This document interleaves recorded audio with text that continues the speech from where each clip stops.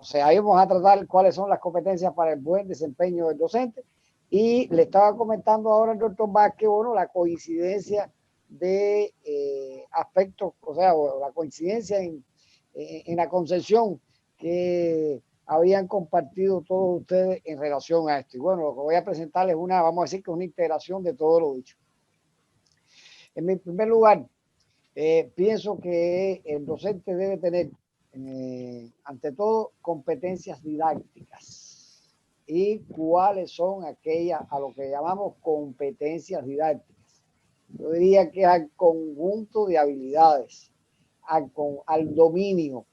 Vamos a decir que es el dominio con profundidad, el dominio responsable, el dominio con satisfacción y con gusto de todos los procedimientos que tiene que dominar el docente para planificar, para preparar una clase. Y preparar una clase en correspondencia con todo un conjunto de requisitos y con la observancia justa y sistemática de todo un conjunto de elementos que vamos a también a repasar en el próximo punto de la actividad de hoy. Pero en esencia, en el orden didáctico, vamos a decir que nos da el instrumental, las herramientas y los elementos procedimentales para conducir, para concebir y conducir una clase que esté a la altura de las exigencias y de la demanda de la contemporaneidad. Una clase que, como decían ustedes aquí, como decía Gloria, por ejemplo, nos enseña a pensar, promueva la curiosidad, promueva la creatividad y lleve consigo la activación del proceso, por mencionar solo un elemento de los que habían señalado ustedes. Yo creo que hay que ser también competente en aplicar, en llevar a cabo una educación inclusiva. En el primer tema que trabajamos en este curso, vimos que uno de los elementos que debe transformarse de una manera radical en la universidad contemporánea es precisamente su esencia inclusiva, reclamada por organismos internacionales. En muchas ocasiones, esta inclusión está declarada en letra, en las constituciones, en los pronunciamientos, en los discursos teóricos de las universidades, pero en su aplicación práctica todavía se hace dejación de la letra que la señala y la compromete.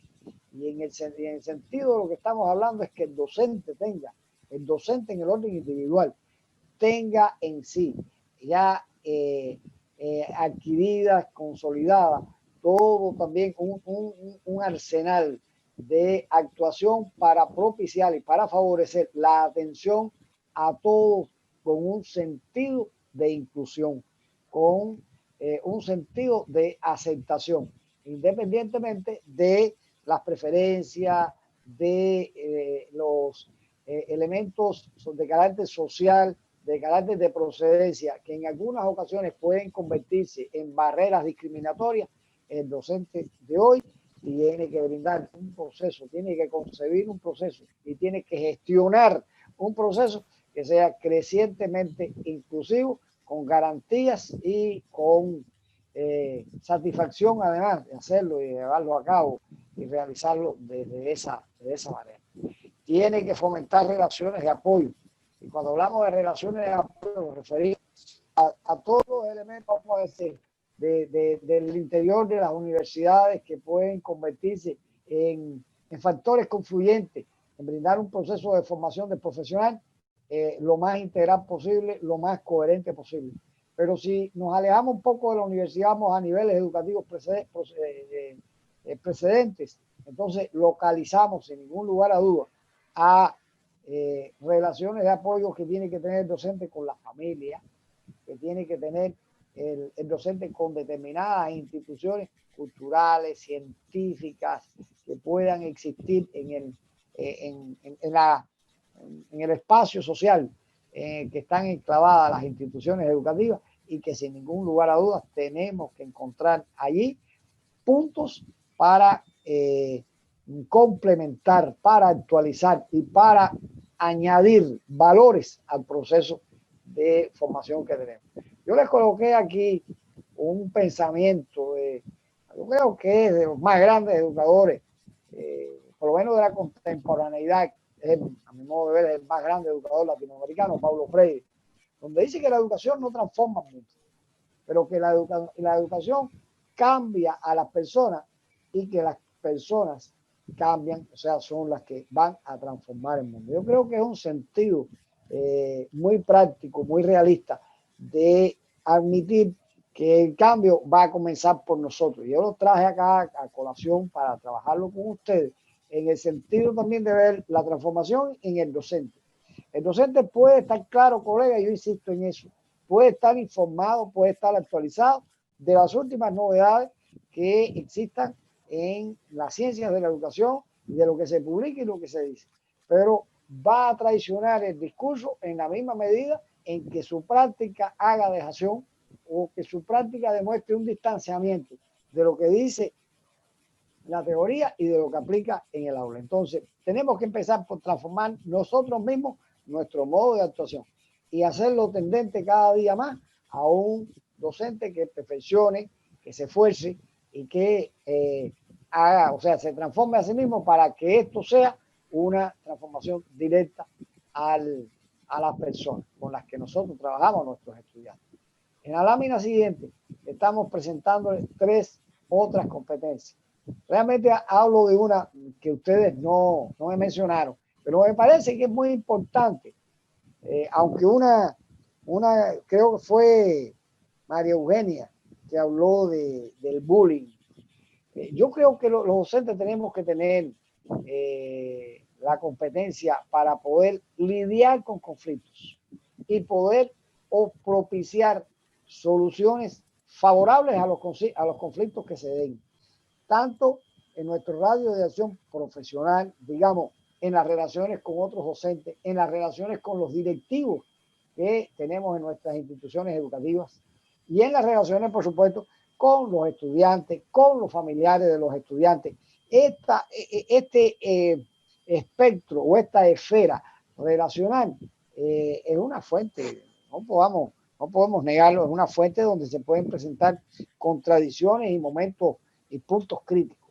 Entonces, el docente tiene que estar preparado para desarrollar una comunicación con asertividad, con aceptación, con transparencia y con objetividad. Y que y sobre la base de esta comunicación de la que estamos haciendo, pueda solucionar los conflictos que se puedan presentar en el ámbito de su desempeño profesional. Creo que también hay que generar colaboración. Es muy importante hoy en el mundo contemporáneo, ya lo habíamos dicho también en clase, en actividad anterior, es muy importante en el mundo contemporáneo que nosotros preparemos a la escuela, preparemos a la universidad y que esa preparación que nosotros brindemos desde nuestras aulas sea el modelo o la anticipación de lo que se va a encontrar el estudiante ya una vez egresado en su vida práctica. ¿Y cómo lo hacemos? ¿Cómo nosotros hacemos que el estudiante sea socialice, sea solidario, que colabore, si el espacio en el que nos movemos dentro de nuestras instituciones no genera colaboración, no es solidario, no es una relación fructífera y edificante de las mejores normas, de las mejores prácticas en materia del ser humano?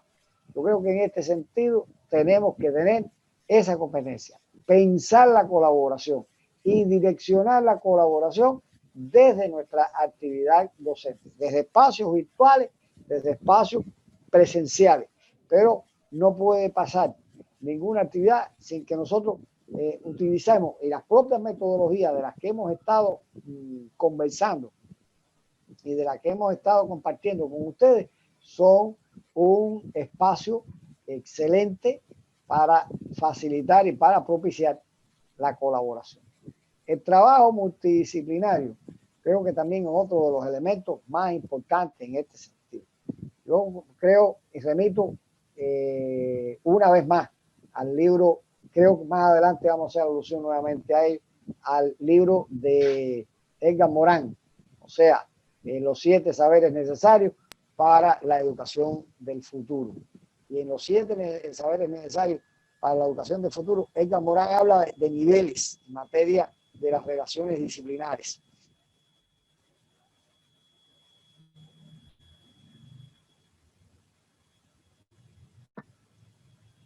Un momento, por favor. Parece que ha habido un tema del internet, por favor. Un momentico.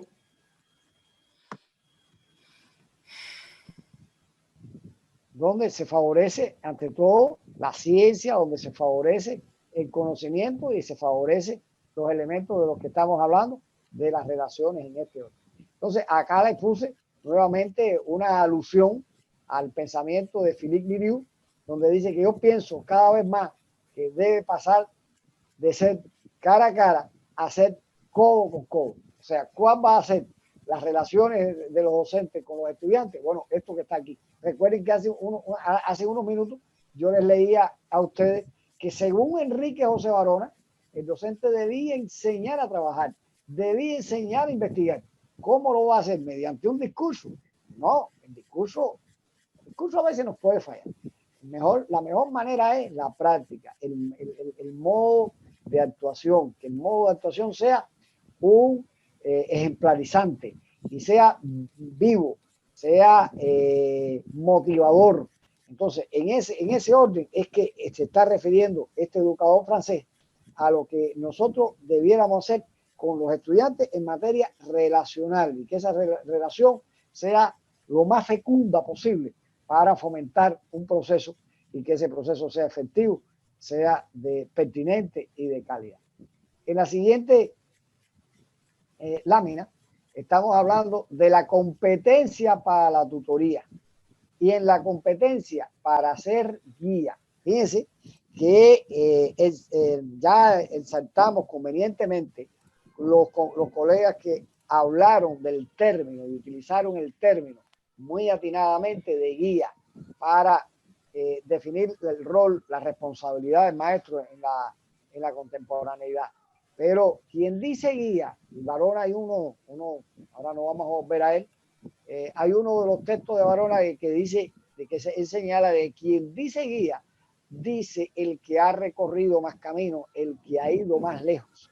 Y en tal sentido, de todo ese recorrido y esa experiencia vivida, está en mejor condición para entonces llamar por el camino andado y llevar a que los estudiantes, vamos a decir que reproduzcan ese camino, esa búsqueda hacia el conocimiento, hacia la exploración de la realidad y que esa exploración sea totalmente satisfactoria. El sexto implica la guía y la guía implica una buena preparación y una altísima responsabilidad por parte del docente en este sentido. Y esto, sin ningún lugar a dudas, colegas, también implica una competencia, implica una buena comunicación, implica el ser asertivo sin ningún temor a equivocarnos, a ser empático. La empatía es un modo. Yo hablaba hace un rato,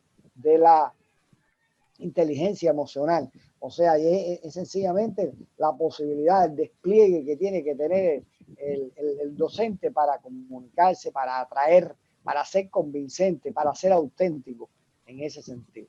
Y bueno, gestionar están las competencias digitales. Las competencias digitales,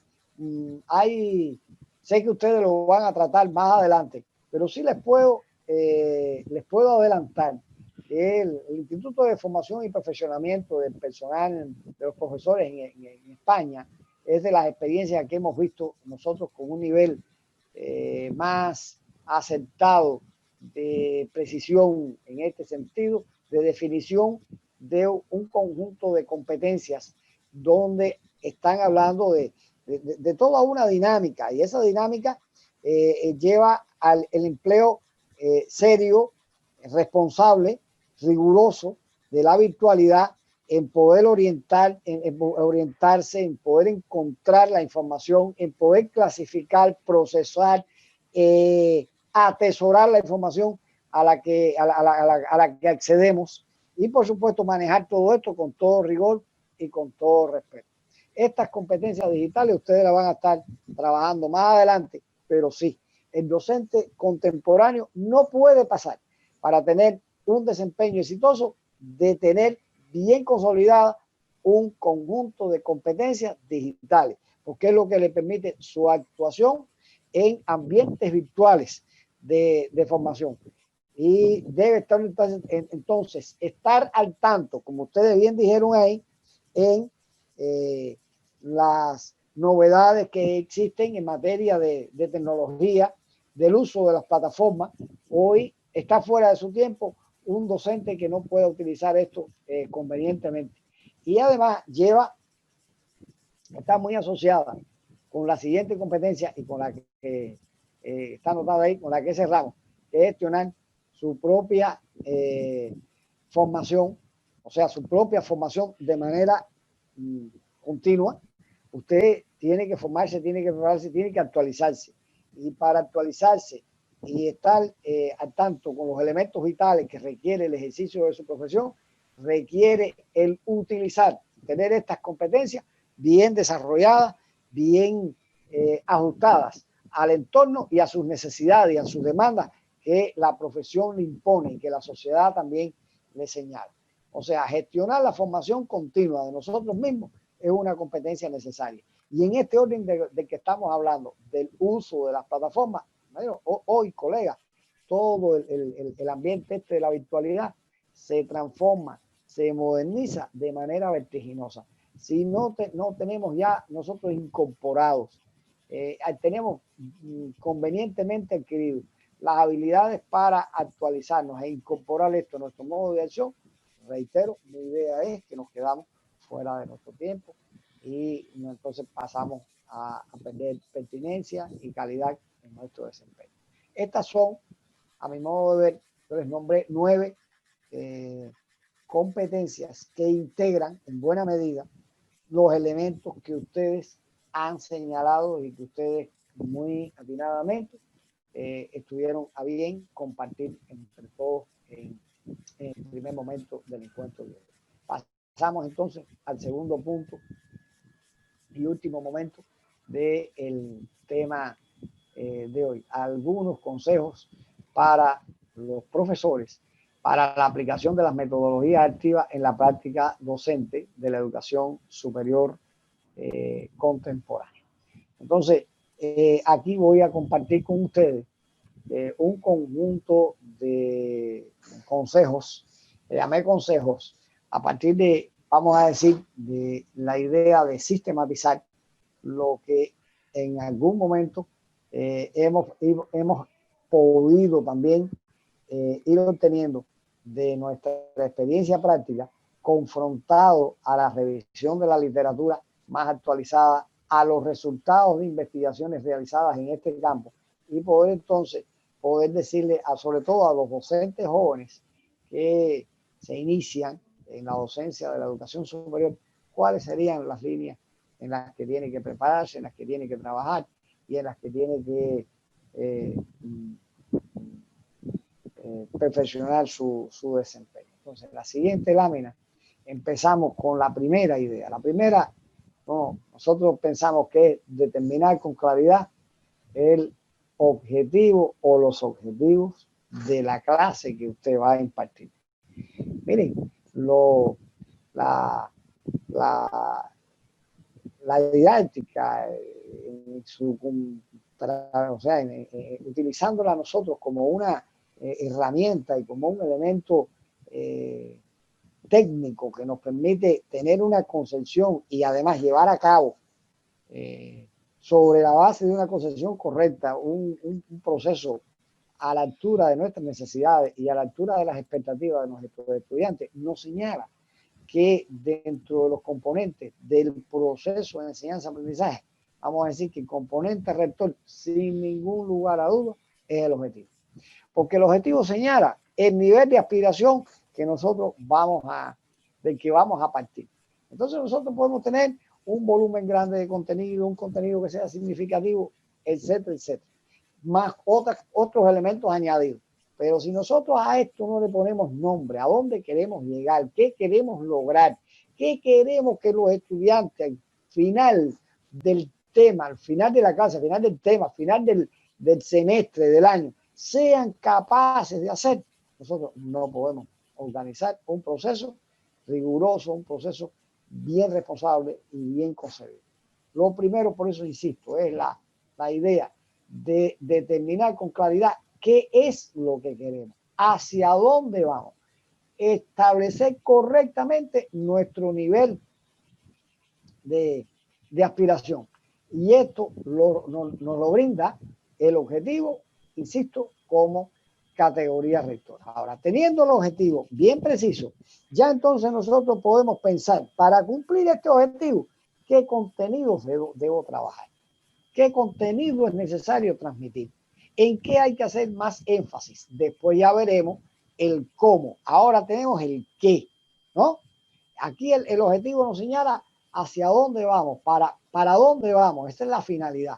Aquí es el qué tenemos en mano que nos permite cumplimentar ese objetivo. Entonces tenemos que determinar muy claramente cuáles son los contenidos, cuál es el nivel de complejidad que tienen esos contenidos que vamos a trabajar, cuál es el nivel de relación, de interacción entre esos contenidos que vamos a impartir, que vamos a decir que son nuevos, pero cuál es el nivel de relación y interacción que tiene con los que ya se han impartido, qué tipo de precedencia vamos a establecer en este contenido con los próximos que se van a recibir. Entonces, en estos elementos, colegas, forman parte de aquella competencia didáctica de la que hablamos hace un minuto. Y es la habilidad que tiene el docente de preparar adecuadamente una clase, de preparar adecuadamente una actividad, un taller, de preparar adecuadamente un encuentro, donde ese encuentro sea lo más fructífero posible y lo más adecuado y edificante posible en términos de integralidad. Teniendo ya entonces bien determinado y bien establecido cuáles son los contenidos que vamos a trabajar, entonces tenemos que partir de seleccionar adecuadamente, de manera conveniente, las metodologías que utilizaremos. Vimos en el encuentro pasado, vimos que las metodologías, algunas de ellas, solamente algunas, yo diría que las menos, nos permiten trabajar lo instantáneo, o sea, trabajar con un sentido, vamos a decir que más táctico, trabajar ahí de momento y seleccionar los procedimientos, las técnicas que nos permiten activar el proceso y que nos permiten de que este sea lo más significativo y lo más activo posible. Aquí nos estamos refiriendo al orden ya no tanto de la táctica, sino de la estrategia, de lo que nosotros vamos a escoger como metodología para poder trabajar durante un semestre, durante un tema. Entonces, ahí vienen o salen a escena, o vienen a la palestra, lo que ya habíamos determinado y habíamos hablado sobre aquellas metodologías que permitían y que eran favorables el trabajo para todo un periodo prolongado, como es el del pensamiento, trabajar con las habilidades del pensamiento crítico, como es la formación sobre la base de las competencias, la formación basada en problemas, la formación basada en proyectos. Estas metodologías implican un proceso de preparación, un proceso de pensamiento y de proyección para un periodo prolongado de tiempo. O sea, seguimos entonces trabajando por usted. Sitúa el propósito, selecciona el contenido y escoge después los modos en que lo va a transmitir. Y estas son las metodologías activas. Los modos de llevarlo a cabo, de propiciarlo, de mediarlo, de facilitarlo. Esta va a ser este evento. Y por supuesto, forma parte también de esa mediación los recursos que en el orden tecnológico nosotros vamos a seleccionar y vamos a utilizar de manera integrada, de manera sistémica en este sentido. Bueno, esta es, vamos a decir, el primer consejo. El segundo, colegas, está en la lámina siguiente y se refiere a la planificación de la clase como un factor significativo. O sea, que está muy relacionado con lo anterior. O sea, donde vemos ya la materialización del carácter rector del objetivo y la relación de subordinación que tienen correspondencia con el objetivo, los contenidos, los métodos y las tecnologías que nosotros podamos escoger, incluso en la forma de evaluación que se diseñe en ese sentido.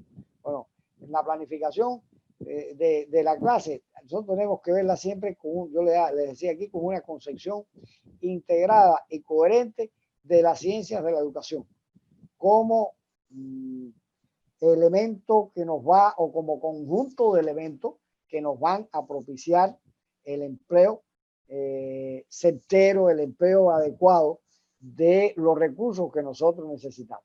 Y todos esos recursos van a estar dados sobre la base de qué intentamos nosotros transmitir, qué intentamos nosotros mediar, facilitar, cuál es su complejidad, con quién lo vamos a hacer. Entonces, esto, colegas, no tiene otra forma de verlo. Esto lleva estudio, lleva preparación, lleva un momento de meditación por parte del docente.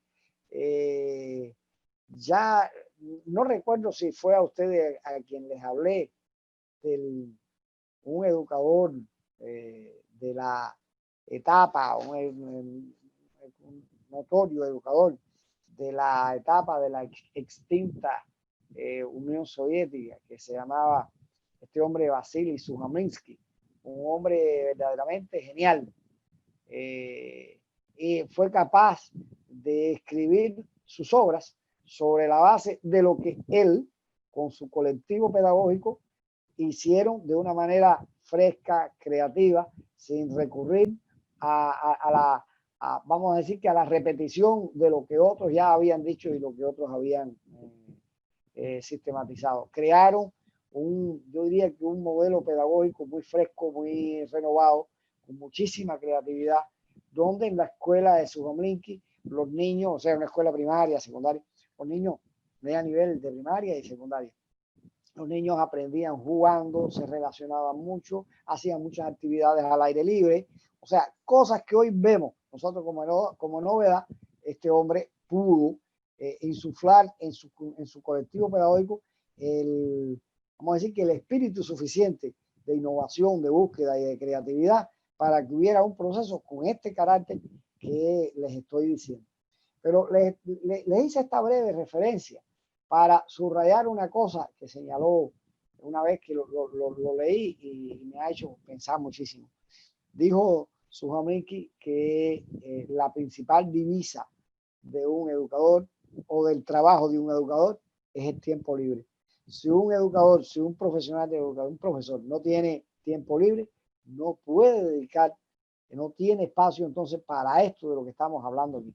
Y la clase es un acto genuino de creatividad, es un acto de innovación, de creatividad.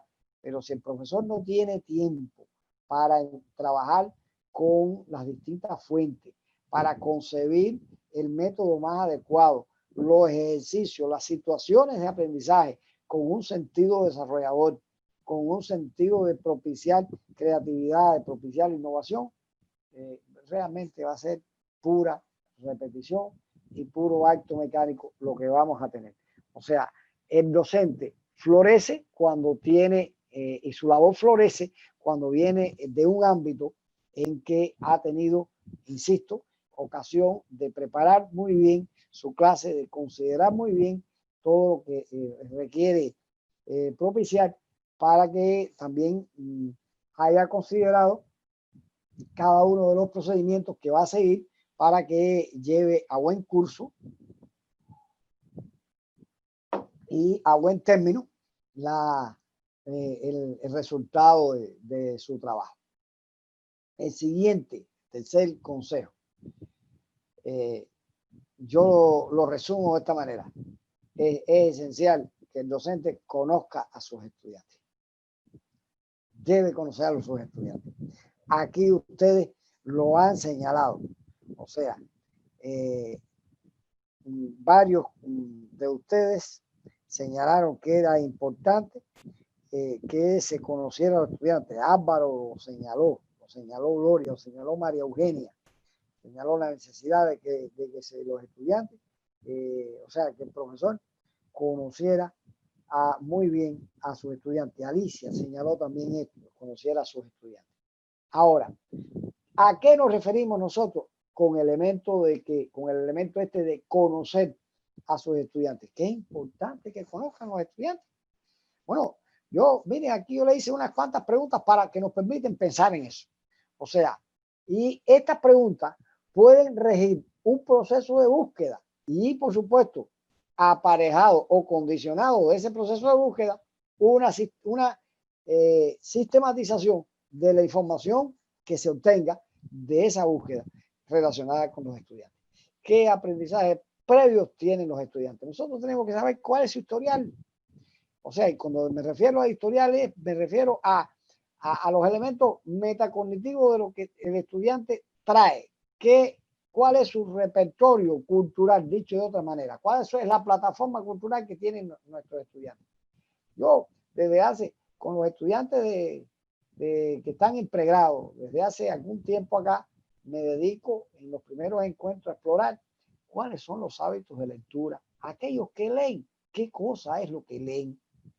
¿Cuáles son los? Eso yo creo que es importante. En el mundo audiovisual de nuestros estudiantes contemporáneos que acuden a las universidades, que es tan rico, tan diverso y tan amplio, ¿cuáles son sus preferencias?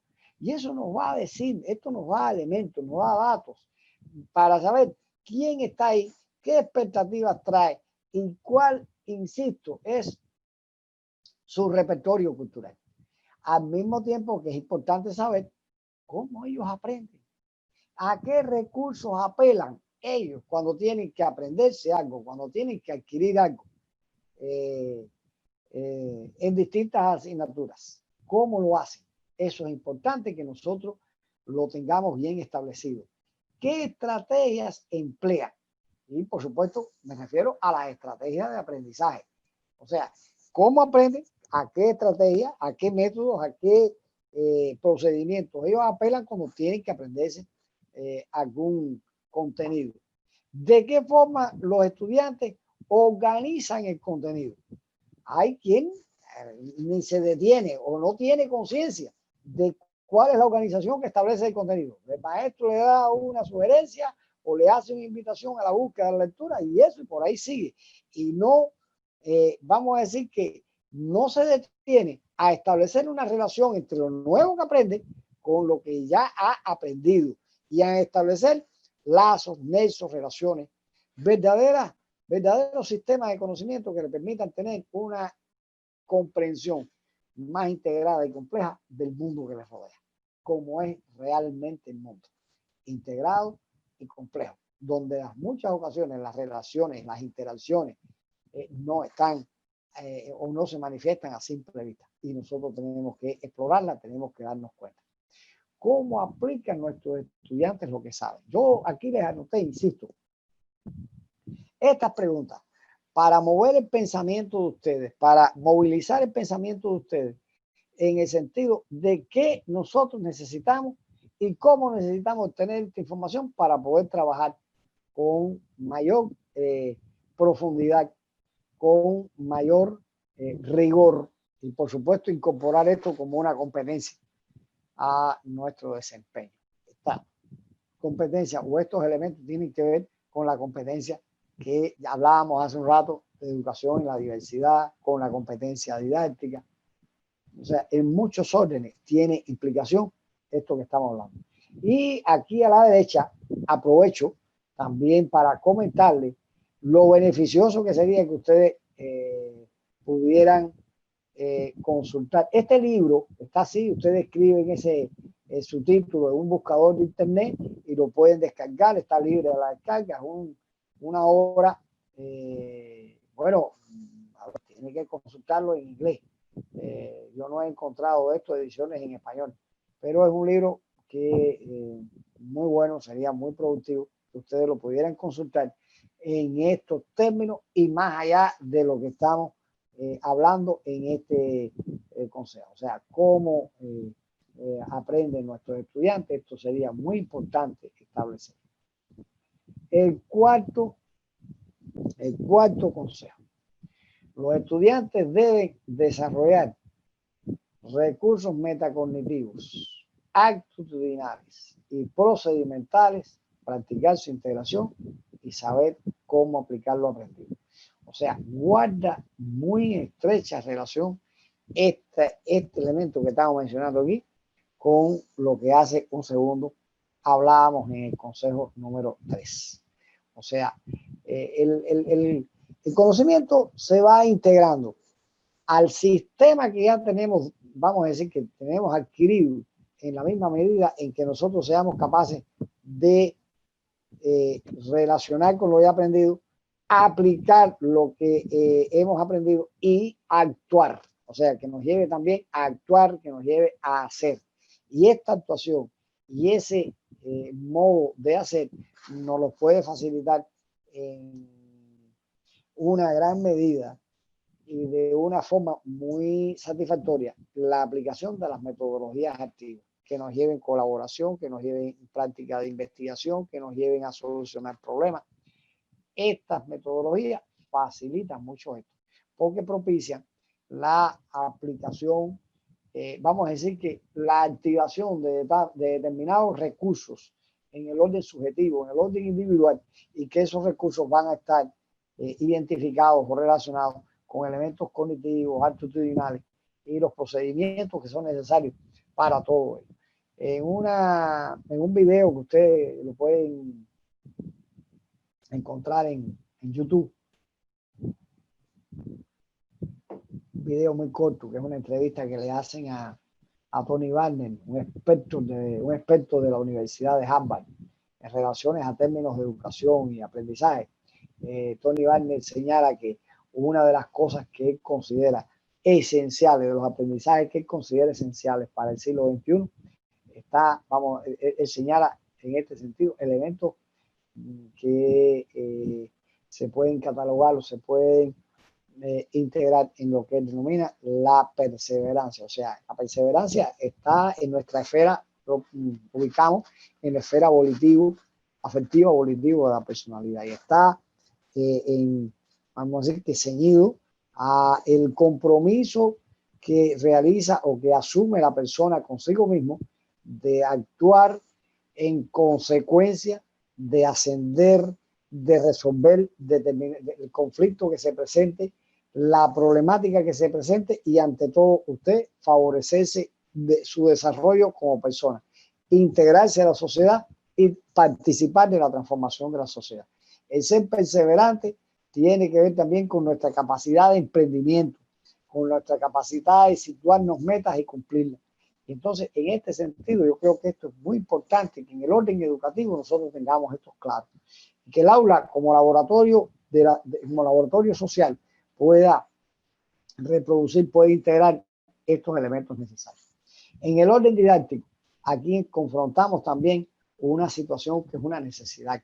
Y lo conversamos en la primera clase cuando hablamos de los principios conversamos en el momento inicial de la clase anterior, cuando hablábamos de los principios del conocimiento pertinente, que hablaba Edgar Morin. Y Edgar Morin decía que para que un conocimiento sea pertinente, él recomendaba, por supuesto, contextualizarlo. No hay conocimiento pertinente fuera de un contexto, fuera de un momento histórico y de un espacio físico. No lo hay. Hay que ubicarlo contextualmente. Se debe apreciar la relación entre el todo y las partes. Y esa multidimensionalidad entre el todo y las partes le da la visión de funcionalidad del objeto de estudio que nosotros tengamos enfrente en un momento determinado. Y seamos entonces los responsables de establecer esa mediación entre esto que hay que conocer y que es complejo, es intrincado y es difícil, y el estudiante que lo tiene que incorporar a su cultura. Entonces, el tener esto claro, con esta,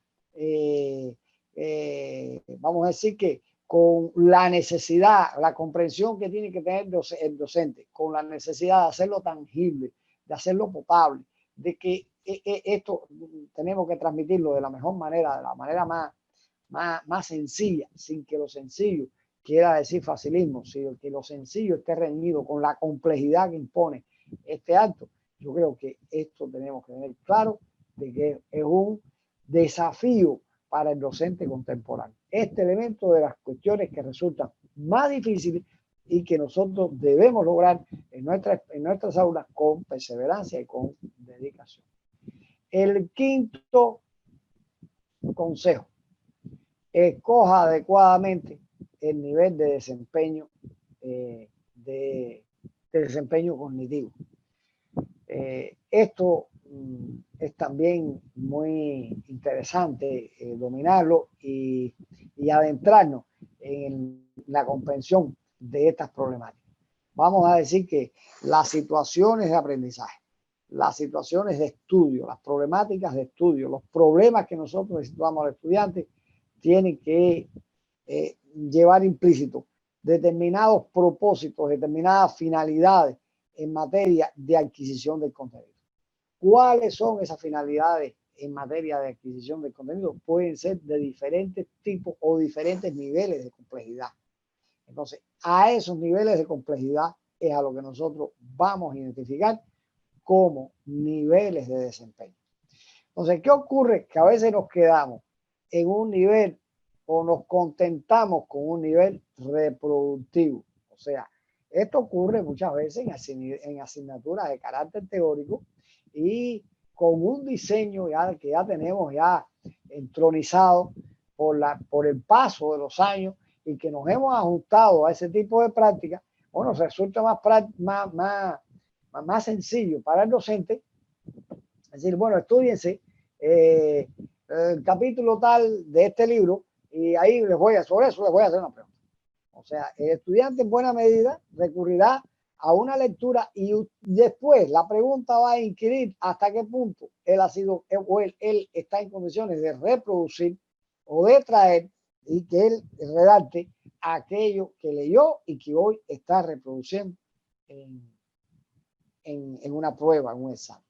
O a veces no llega ni siquiera a la exigencia del libro y el docente apela a algo que él dio como una nota de clase, a algo que insistió en una clase y a eso después el docente aspira que hay que reproducirlo y que hay que trabajar en función de ello en una determinada evaluación. Ese nivel, colega, es el reproductivo y es el nivel menos exigente y el nivel que menos propicia la asimilación consciente del contenido de manera significativa. Recuerden cuando hablamos de lo que fundamentaba en la ciencia de la educación, que hablábamos del cono de Edgar Dale. Entonces, en el cono de Edgar Dale se habla de otras cosas que han de suceder, de otras acciones que se han de integrar, que por supuesto sobrepasan con mucho el nivel de reproducción. El nivel de aplicación ya vamos a decir que establece un nivel superior de exigencia, implica o requiere, demanda necesariamente la aplicación de la teoría a un segmento de la práctica.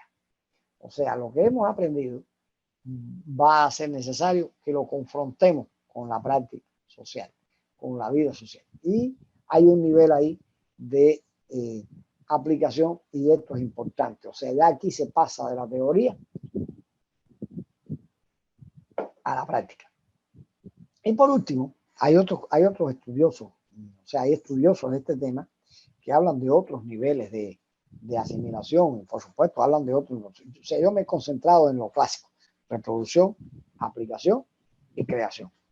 Es hoy un empeño deseado en todas las naciones del mundo de que la escuela sea cada vez más innovadora y más creativa. Esta figura de la que le hablé hace un minuto, o sea, Tony Barnett es un paradigma de la defensa de la innovación y la creatividad, al igual que lo es Ken Robinson y son otros teóricos del tema. Pero bueno, la creación es aquel nivel de adquisición donde el estudiante, con el conocimiento, con la teoría y con lo que ha confrontado en la práctica y ha enriquecido con su vivencia práctica, la teoría, es capaz de enfrentarse a situaciones nuevas y sobre lo que le exigen de él esas situaciones nuevas, crear nuevas posiciones y brindar nuevos aportes.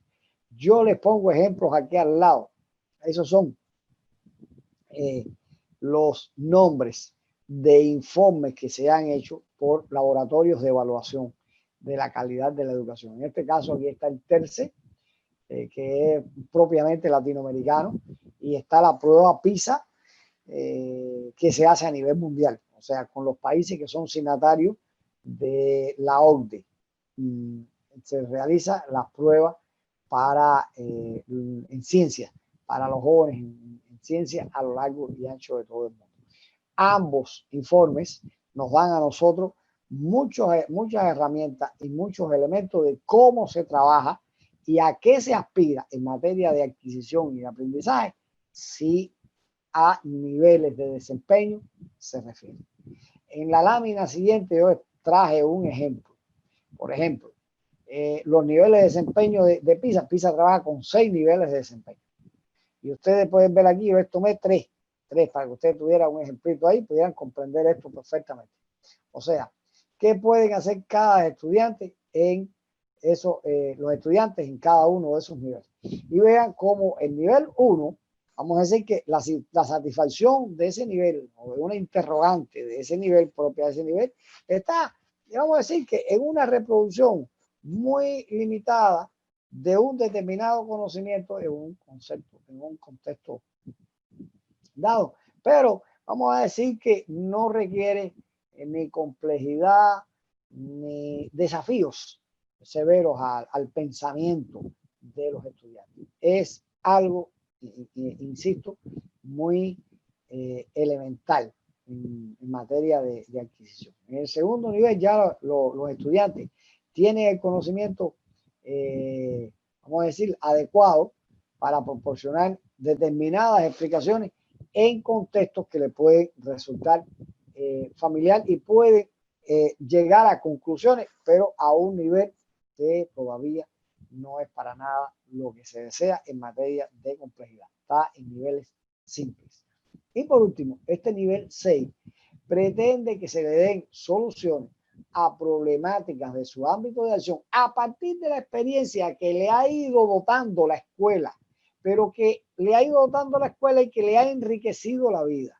Entonces, con esa función en que el ser humano se tenga que emplear, tenga que manifestar sus recursos cognitivos, es lo que realmente se desea. Poner a prueba en estos niveles o en este nivel de una complejidad alta, en donde el ser humano se compromete como un todo en darle solución a una determinada problemática. ¿En qué estado estamos hoy? ¿Qué dicen las pruebas al respecto? ¿Cómo andamos nosotros en Latinoamérica? Lo vemos en la próxima lámina. Esto yo lo tomé de la prueba PISA del 2013. O sea, ya tiene unos años, pero resulta bien ilustrativo, colegas, para nosotros tener conciencia plena de cuánto tenemos que cambiar en el desempeño profesional docente en nuestras escuelas, desde las primeras letras hasta la universidad. No pueden haber científicos en la universidad si nuestro pensamiento y si nuestro modelo pedagógico por el que se ha trascendido 10, 12 grados antes de entrar a la universidad es un pensamiento de estilo reproductivo y es un pensamiento de estilo de que no favorece la creatividad en este sentido. Vean que la columna de la izquierda, yo les sugiero que ustedes estudien este gráfico mucho más tiempo, más allá del tiempo que nosotros les podemos dedicar aquí en este espacio ahora. Pero vean que la columna de la izquierda es América Latina. Y vean que en la misma medida que tengamos columnas por debajo, las columnas que sean mayores, por debajo de la línea horizontal, esas columnas grandes por debajo de la línea horizontal son negativas. O sea, eso es lo no deseado. Estas columnas que están aquí. La primera corresponde a matemáticas. La segunda columna corresponde a lengua. Y la tercera columna corresponde a ciencia. Y así ustedes la van a ver reflejada en Europa Occidental, Europa Oriental, países anglosajones, Asia Pacífico, países nórdicos se hace una integración de la orden promedio de todos los países que son signatarios de la orden y aparece como un caso extremadamente interesante el estado de Shanghái en China, una medición que se hizo en particular el estado de Shanghái. Entonces vean que los niveles, el nivel verde, el nivel 6 se identifica con el verde intenso. Ese es lo más deseable. Lo más deseable es el verde intenso. Vean que en nuestras columnas de América Latina prácticamente no se aprecia el verde intenso. Tenemos por el contrario el rojo intenso, que es el de bajo nivel. O sea, el nivel más bajo realmente está, fíjense que está por debajo del nivel 1. El nivel 1 es el azul, más intenso. El 1A, que hicieron una apreciación ahí solo para la lectura. Y vean que nosotros estamos por debajo del nivel 1. Y ahí son los fragmentos mayores de el resto de los continentes, lo tiene América Latina. Entonces, colegas, sencillamente creo que en buena medida no basta con pensar un proceso que confíe, por supuesto, en reformas y en mejores currículum, en mejores planes de estudio y que tengamos escuelas mejores equipadas en todos los órdenes con un mayor presupuesto. Yo creo que todo eso es necesario y son elementos contribuyentes al éxito educativo. Y mientras mejores condiciones hay en este orden, más nos aleja de la posibilidad de enfrentar el feo fracaso en esta realidad. Pero hay un factor que está, siempre lo he defendido y tengo cosas escritas y publicadas sobre esto, y es el relacionar el desempeño, o sea, del docente como un factor asociado directamente a la calidad educativa. Y por eso es que me he detenido y quise conversar con ustedes sobre este tema del docente para poder tener claro la importancia de que el docente innove, de que el docente sea creativo, de que el docente se autoprepare bien, de que el docente le dé el máximo de rigor a sus clases y al momento de preparar bien sus clases. Entonces, creo que mientras nosotros no tengamos estos elementos bien claros, la calidad de la educación vamos a seguirla viendo como prácticamente que detrás de la línea del horizonte. Entonces, esto nos corresponde a todos, nos toca a todos. Insisto, nuestra actualización, la competencia de nosotros, actualizarnos de forma continua, lo señaló ahí, lo señaló Gloria, lo señaló muy bien, también María Eugenia insistió en esto, Tomasina también lo dijo, o sea, varios de ustedes señalaron, Marco también lo señaló, deben prepararse continuamente en la materia que enseñan, en cómo la enseñan, y la labor del docente es una labor que tiene que estar sustentada en la investigación, que tiene que estar sustentada en la ciencia, que tiene que estar sustentada en lo mejor de las prácticas humanas, colegas. Entonces, quería traer estos temas para compartirlos con ustedes y que tengamos plena conciencia de que todos somos y todos formamos parte de esa realidad que es necesario cambiar. Pero los primeros que tenemos que cambiar, a mi modo de ver, somos nosotros. El siguiente consejo son 7, no se asusten, estamos ya casi terminando, son 7 consejos. El sexto dice, recuerde, siempre privado. Y esto también ustedes lo indicaron. No hay nada peor que una clase que invite al aburrimiento, que lleve al cansancio, que lleve al agotamiento físico y además intelectual. O sea, nosotros tenemos que tener en cuenta los intereses de los estudiantes. La activación de la clase parte de la identificación de los intereses de los estudiantes e involucrar a los estudiantes en ese proceso de una manera activa, de una manera viva. De vincular los contenidos y las situaciones de aprendizaje con la vida real y con la vida práctica de los estudiantes que tenemos en nuestras aulas, que ellos vean reflejados ahí sus historias de vida, ya lo habíamos dicho, la historia de su comunidad, la historia de su ciudad, de su estado, de su nación, y cuán importante es su actuación para hacer cambiar esa realidad. Y por supuesto, tiene que ver muy bien con la motivación el hecho de escoger los métodos y los procedimientos de carácter activo. Aquí hay una imagen que tomé al lado ahí de una serie norteamericana muy exitosa, de la que se pusieron 5 o 6 temporadas. Y bueno, el protagonista es un profesor de química, como de un bachillerato. Y yo recuerdo siempre en las clases de física, de química, que cambiaban de tono cuando las clases tenían experimentos, pasaba algo, y eso siempre movilizaba la atención de los estudiantes y hacía que nadie se perdiera y que, bueno, por supuesto, acompañáramos al profesor en todas sus acciones y viéramos la búsqueda o la demostración que se hacía al final. Entonces, el hecho de coronar con la práctica, con la acción, es un elemento contribuyente de manera directa a la activación del contenido.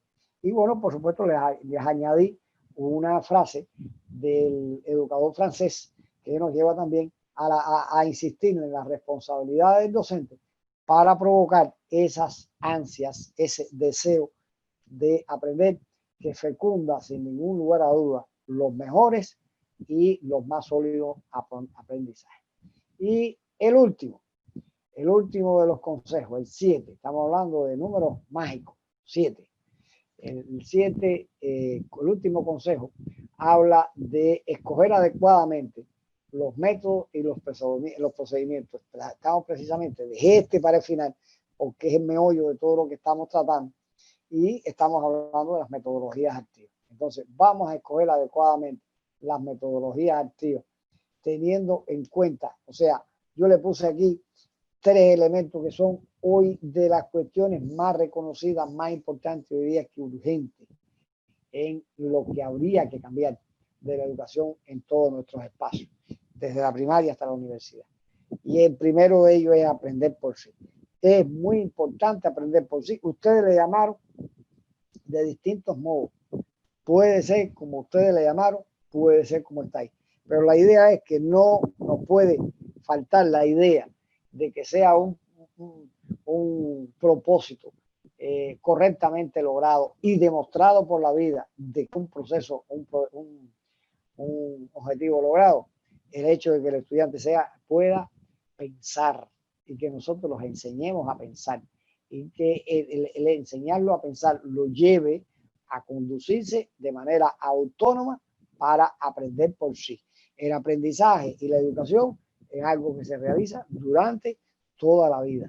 Comienza con la cura, termina con la muerte únicamente. Y eso es muy importante que siempre tengamos. Si no equipamos al hombre de recursos y de métodos para que él pueda obtener ese aprendizaje de manera activa, de manera autónoma, nosotros no estamos contribuyendo a una buena educación y a un proceso de desarrollo sostenible. La innovación y la creatividad es necesaria, no solo desde el punto de vista tecnológico, es necesaria para todo en la vida. Nosotros no podemos, o sea, el ser humano tiene que estar constantemente, me parece, creando. Aquí un colega dijo, me gustaría ahora tenerla, yo anoté de las cosas que ustedes dijeron, yo anoté lo que me pareció más interesante. Pero uno de ustedes habló de la curiosidad, de que había que despertar la motivación y la curiosidad. No lo encuentro ahora, pero uno de ustedes lo mencionó y yo subrayo eso. Si la primera manifestación que hay de que el ser humano puede ser innovador y puede ser creativo es su curiosidad. El hecho de preguntarnos el porqué de las cosas. Nosotros siempre estamos en la escuela llegando al estudiante y poniéndolo en situación de que el estudiante responda a las cosas. Y en muy pocas ocasiones damos la posibilidad de que el estudiante elabore preguntas. Todo el conocimiento que ha sido atesorado en la historia de la cultura de la humanidad salió de la necesidad de darle respuesta, o sea, de que el ser humano se planteó una pregunta. O sea, el ser humano dijo, ¿por qué los cuerpos por qué los cuerpos caen a la Tierra? ¿Qué es lo que pasa? Que la Tierra atrae a los cuerpos hacia ella. ¿Por qué cae? ¿Por qué todos caen? Entonces, por ejemplo, ahí eso dio como resultado la ley del descubrimiento o la defensa de la ley de la gravitación universal. Entonces, el hecho de que pretendamos que seamos innovadores y creativos no se obtiene por mandato, se obtiene si tenemos una escuela y si tenemos una familia y si tenemos una sociedad que sea innovadora y creativa. Solamente así vamos a ser innovadores y creativos, teniendo una coherencia en la acción y una coherencia en las influencias, siempre, de manera sostenida.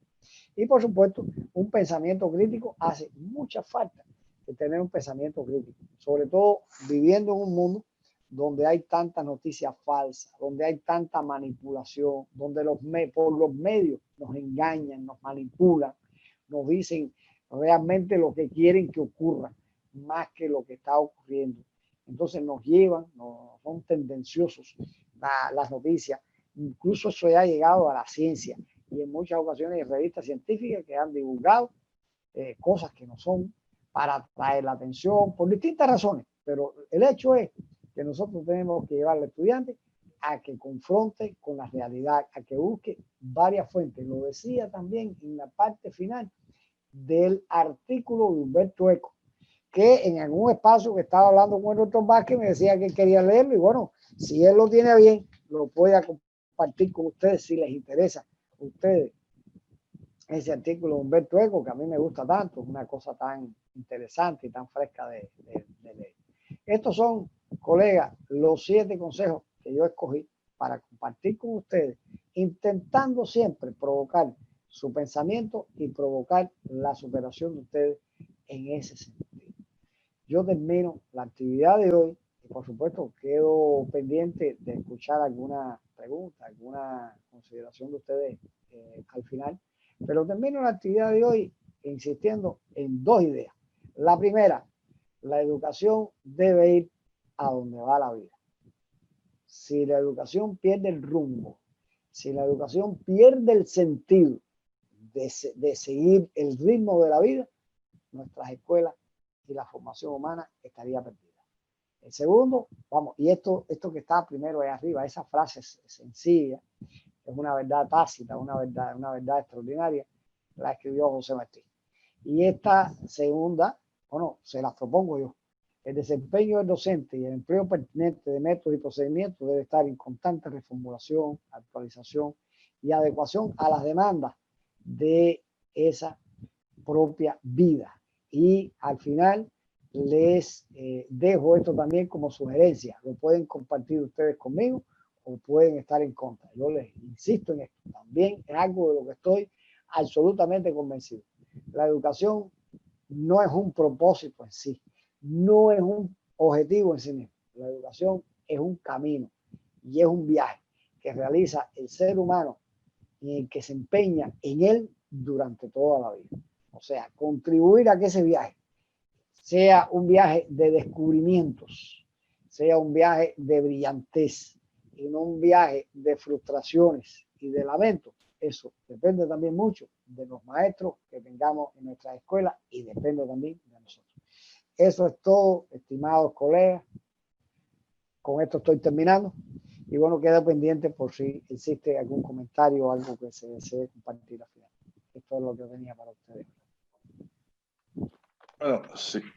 Pueden ya pueden compartir todas las cámaras, que ya estamos finalizando la sesión. Abran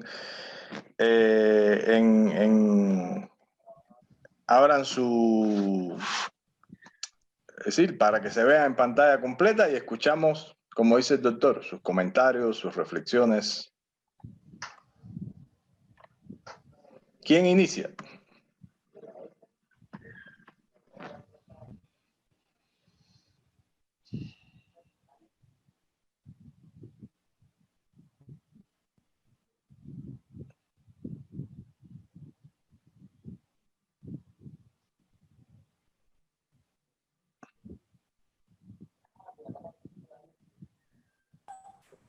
Buenas noches. Sí, buenas noches, Gloria.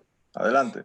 Queridos compañeros, querido doctor, muy agradecida primero por las clases que usted nos ha brindado, por este conocimiento. Además, lo más interesante de esto, y lo resaltaría dentro de mi agradecimiento, es lo práctico. Es que, como se ha estado diciendo, podemos ir, por ejemplo, a buscar el libro de Morín, podemos ir a buscar tanto conocimiento que está ahí esperando, porque debemos de saberlo buscar, pero lo que usted nos ha brindado ha sido una actualidad vertida como reflexiones. Y además con estos consejos, con estas síntesis que son tan interesantes, que nos hacen reflexionar. Y estoy de acuerdo con usted en el sentido de que lo que hemos dicho de lo que sería un docente del siglo XXI evidentemente no se está realizando. Porque si fuera así, evidentemente nuestra economía, nuestra sanidad, nuestra política y nuestro medio ambiente y familiar fuera distinto. Pero lo estamos viendo, creo que todos los que asistimos aquí estamos viendo eso como unas posibilidades cercanas a las que debemos de aspirar y debemos de comprometernos y desarrollarla, porque realmente creo que están bastante a la mano para poderlas desarrollar. Así que darle las gracias por su enseñanza, darle las gracias otra vez a Alci por ponernos tan buenos instructores, tan buenos docentes, de verdad lo quiero reconocer una vez más. Y por supuesto a mis compañeros, que si no fuera por ellos, pues también las clases no fueran tan animadas. Gracias. Gracias a usted por tan delicadas palabras. Muchas gracias. Y me alegro mucho de haber contribuido de alguna manera.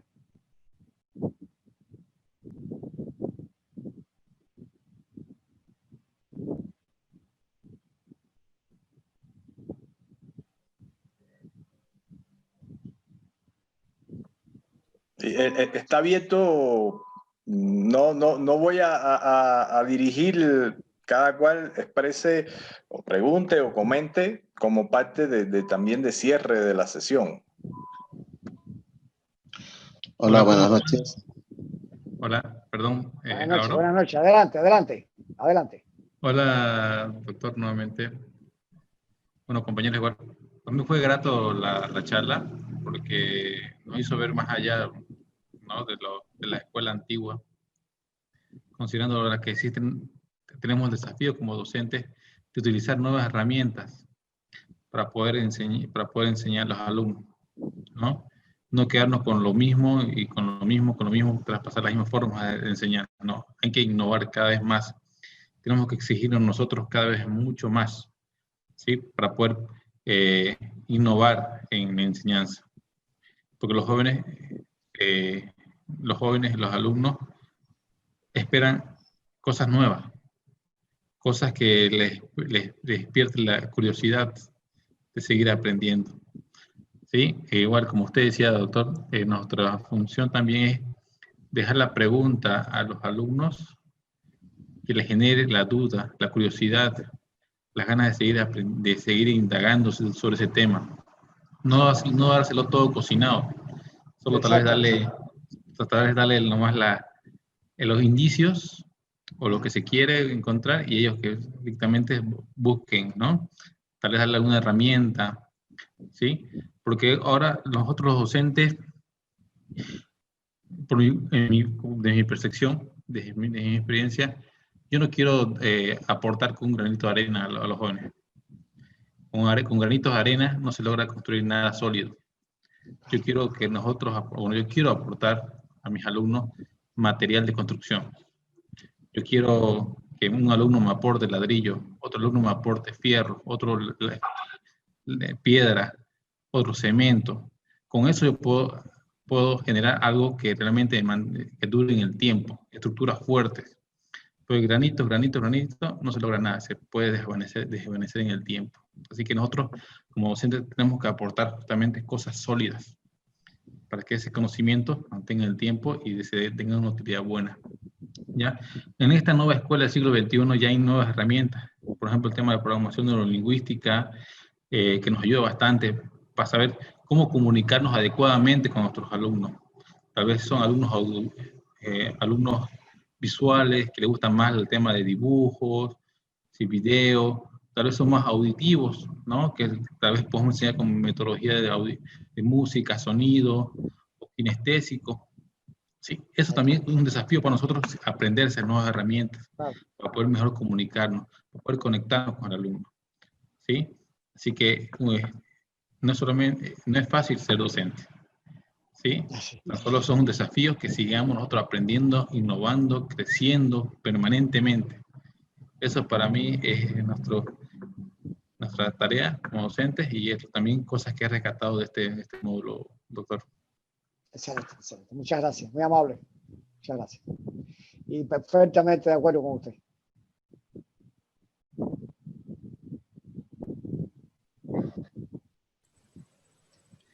Buenas noches nuevamente, doctor. Buenas noches. Bueno, simplemente aportar en el sentido de estos 7 consejos que acaba de explicarnos y sin duda todo el tema.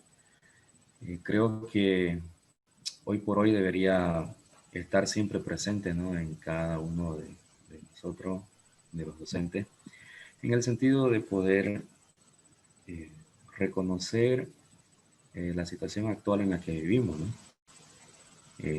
Un niño de ahora, un joven de ahora, un adolescente de ahora, no es el mismo de hace 10 años atrás, ¿no? Y la tecnología, la innovación, eso también tiene que ser un desafío, ¿no? Y, por ejemplo, este último pensamiento que usted acaba de explicarnos, la educación es un camino, un viaje, un objetivo. Yo pensaba, ¿no?, en que ahora quizás lo que se puede aumentar, además de tener una pasión, ¿no?, porque se habló, ¿no?, de tener una pasión por lo que se hace, por lo que se enseña, por lo que se quiere lograr en la vida de los jóvenes, de los adolescentes. Yo pienso y digo, tendría que ser como subiendo niveles, ¿no?, como persona, y en un momento llegado nosotros podamos, además de compartir la educación, el conocimiento, la práctica, poder decir, digamos, que nosotros vamos a impartir vida, digamos, ¿no?, un estilo de vida, porque el docente no va a ser nomás, como decía hace rato, alguien que aporte con un granito de arena, ¿no?, sino con bases sólidas. Y esas bases sólidas también se dan, digamos, con el ejemplo que nosotros mismos vamos a brindar, ¿no? Porque el alumno lo vamos a tener en el aula, pero también lo vamos a tener afuera, ¿no?, en la sociedad, en la cultura en la que vivimos. Entonces, también el ejemplo que nosotros demos, la coherencia que haya en lo que estamos enseñando, eso también les va a ayudar a ellos a crecer, digamos, ¿no? Entonces, yo complementaría eso, ¿no? En la educación es un camino, un viaje, no solamente un simple objetivo, ¿no? Es lo que puedo resumir, digamos, ¿no?, esta clase. Así mismo. Muy bien. De acuerdo con usted. Hola, buenas noches. Buenas noches. Yo quisiera recalcar algo y reflejar algo que usted dijo, ¿no? Que siempre la educación tenemos que verlo nosotros autoformándonos como un camino y no como un objetivo, porque el reflejo de enseñanza que brindemos a todos los estudiantes, y más que todo en educación superior, va a reflejar lo que hayamos nosotros intervenido en el camino de nuestros estudiantes para que ellos en un futuro sean profesionales de bien y progresen, porque muchas veces, si bien vemos en las universidades, algunos docentes solo vienen a escribir la pizarra y dar tarea, ¿no? Y otros docentes vienen apasionados a ver a sus estudiantes, a atender a cada uno de ellos, ¿no? Y y eso hace que el alumno se inspire más y se sienta más atraído por la especialidad. Entonces, eso hace que nosotros, y también nos ayude a que nosotros nos autoformemos cada vez más y ver otros caminos y crear nuevas técnicas de estudios donde nosotros realmente nos podamos sentir satisfechos y cuando veamos atrás que hemos dejado un camino marcado hacia nuestros estudiantes y que ellos reflejarán ese camino dentro de la sociedad. Así mismo es, correcto. Muy bien. Muchas gracias también por su aporte. Buenas noches, Buenas noches. compañeras, compañeros. Creo que los 7 consejos que usted nos ha compartido es lo más fundamental y lo que más resalto de este módulo es la lectura de la realidad, la lectura del contexto donde estamos y no descontextualizarnos en donde estemos trabajando así en educación superior o en educación regular con nuestros estudiantes. Y qué necesario y es de suma importancia el entender a nuestros estudiantes, el saber comprender, el saber escuchar y partir desde los saberes de nuestros estudiantes. Y creo que es necesario enfatizarlo y apropiarnos de esto como maestros para poder formar o para contribuir en su formación de nuestros estudiantes y también en educación superior, porque ellos son prácticamente los que van a estar también en diferentes contextos, ayudando, contribuyendo, también apoyando o tratando de solucionar algunos problemas educativos o de contexto o de la comunidad donde se encuentren. Y agradecerle creo que es como decir, un sabio consejo realmente, el de comprender lo que usted nos ha dicho, lo que usted nos está manifestando en este módulo. Y es lo más esencial que un maestro debe tener, esa pasión de ser maestro, esa pasión de estar en aula y perderse en el aula. Yo siempre digo, cuando yo doy mis clases me pierdo en el aula y creo que es necesario llegar a eso. Muchísimas gracias y gracias también a los compañeros que estamos compartiendo los saberes, estamos aprendiendo y desaprendiendo también. Creo que para aprender hay que desaprender algunas cosas. Gracias. No, gracias a usted. Muy amable, muy gentil con esas palabras.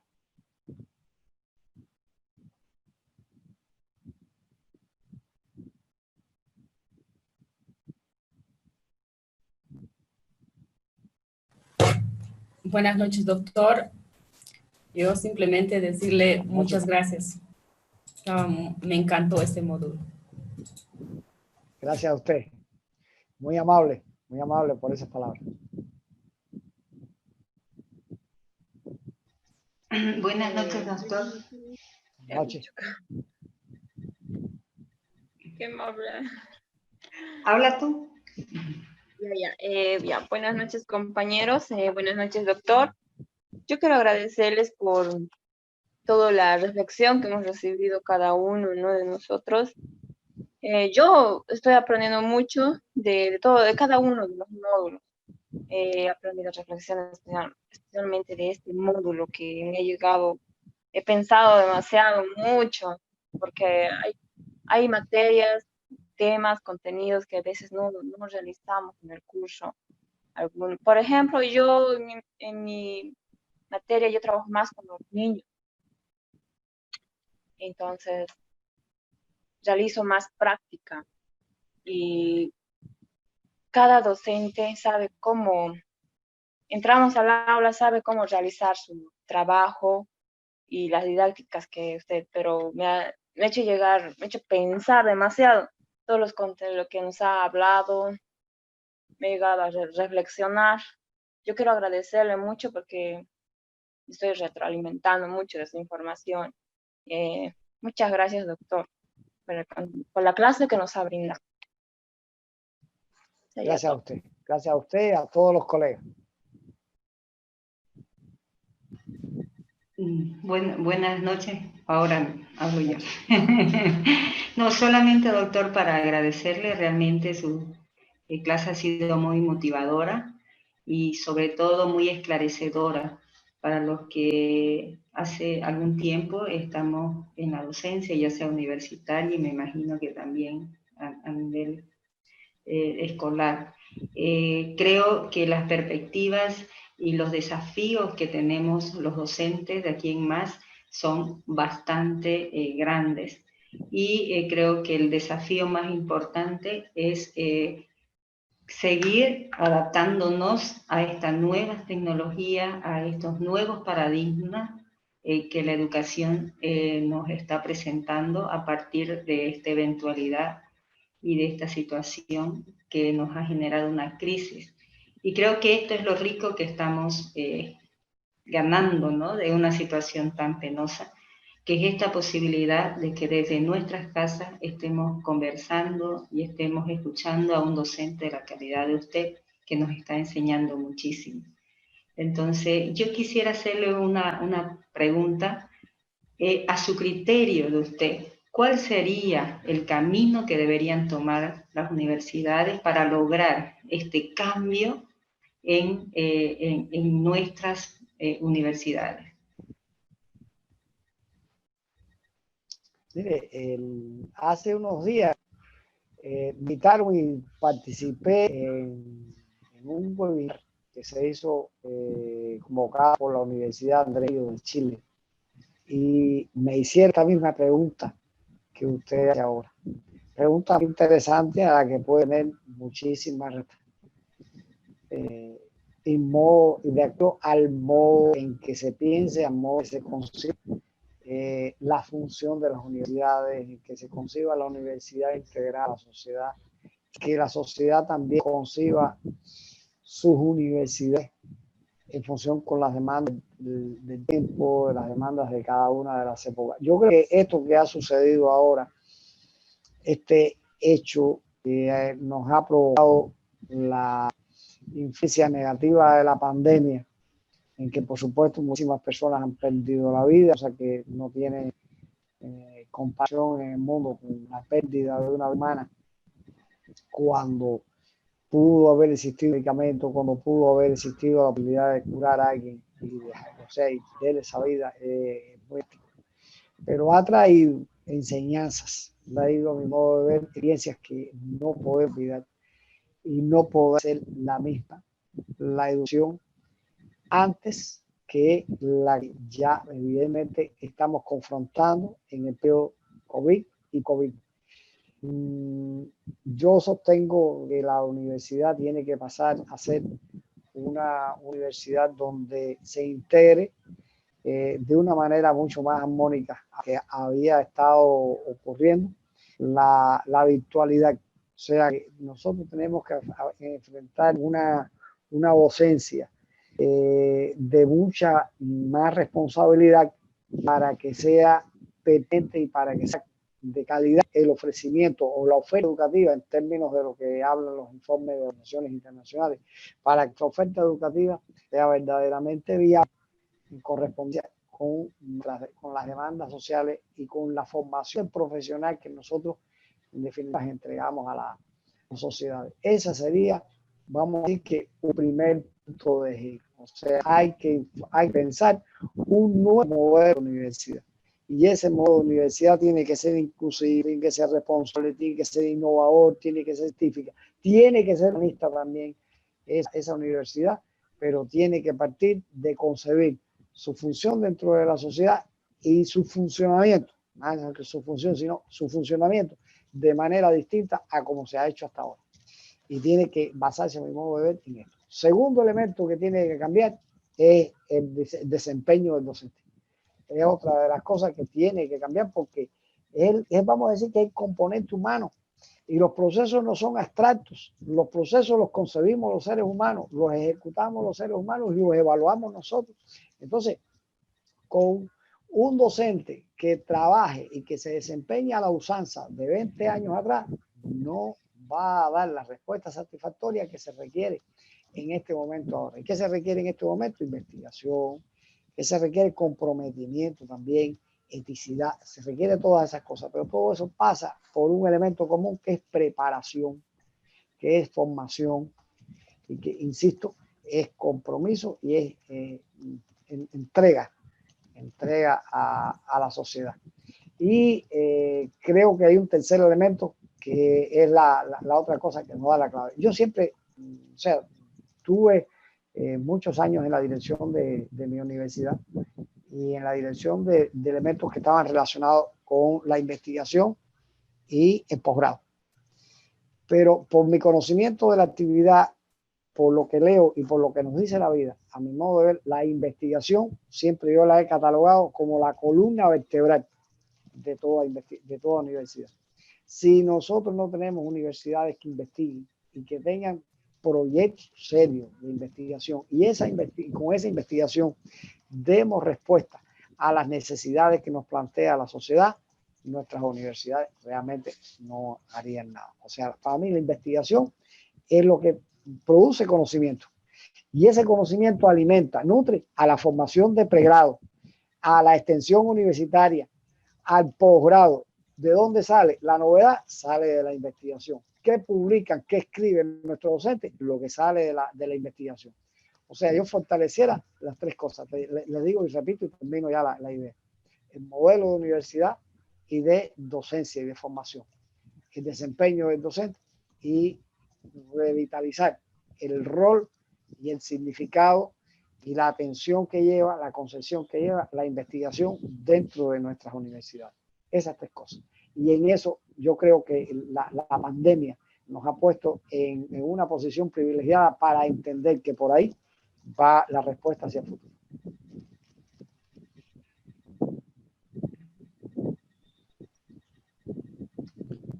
Bien, muchísimas gracias. Creo que estamos llegando al cierre de este módulo. No sin antes decir, María Eugenia, y a todos los compañeros, que desde ALCIE estamos en toda la disposición también de si para una universidad, si para una institución quieren que podamos invitar al doctor Escribano a un webinar, como ha sido invitado a la Universidad Andrés Bello, una de las principales universidades hoy en el ranking en el ranking a nivel mundial, como una de las principales universidades latinoamericanas, pero también hace poco fue invitado para hablar de algo en lo que es experto y está muy bien calificado y forma parte de un equipo a nivel internacional de evaluadores, de evaluadores para certificar programas en las universidades. Estamos en disposición de invitar en cualquier momento al doctor Escribano. Siempre está presto, siempre está dispuesto a poder intercambiar y poder estar estableciendo opiniones.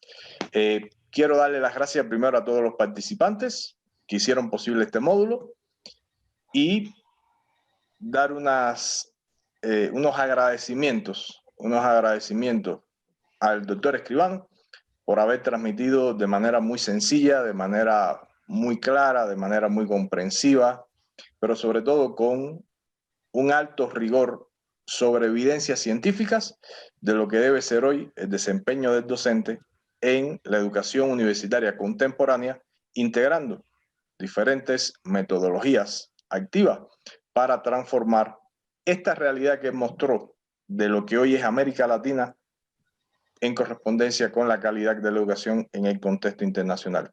Solo le dejo a usted, doctor, las últimas palabras para que cierre este interesantísimo e importante módulo en nuestra formación.